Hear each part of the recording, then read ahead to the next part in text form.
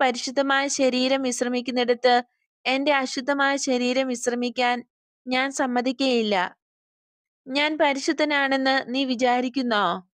നീ പരിശുദ്ധനാണെന്ന് എനിക്കറിയാം. ജോൺ കൂസ, നിന്റെ പ്രവൃത്തികൾ, നിന്റെ വാക്കുകൾ സമുദ്രത്തിന്റെ ശബ്ദം ചിപ്പിയിൽ മൃദുവായി കേൾക്കുന്നത് പോലെ രാജകൊട്ടാരം മുഴുവൻ അത് മുഴങ്ങിക്കേൾക്കുന്നു. ഞാൻ ജോണിന്റെ പക്കൽ പോകുമായിരുന്നു. പിന്നീട് എനിക്കത് നഷ്ടപ്പെട്ടു. എന്നാൽ അവൻ എന്നോട് പറഞ്ഞിരുന്നു, എന്നേക്കാൾ വലിയവനായ ഒരുവൻ നിന്നെ സ്വീകരിക്കും, നിന്നെ ഉയർത്തും എന്ന്. അത് നീ മാത്രമാകാനേ തരമുള്ളൂ. നീ എവിടെയാണെന്ന് കണ്ടുപിടിക്കാൻ കഴിഞ്ഞപ്പോൾ ഞാൻ വന്നു. ഷെഡിൽ ഇവർ രണ്ടുപേരും തനിയേയുള്ളൂ. ശിഷ്യരെല്ലാം അടുക്കളയുടെ സമീപം താഴ്ന്ന സ്വരത്തിൽ സംസാരിച്ചുകൊണ്ടിരിക്കുന്നു.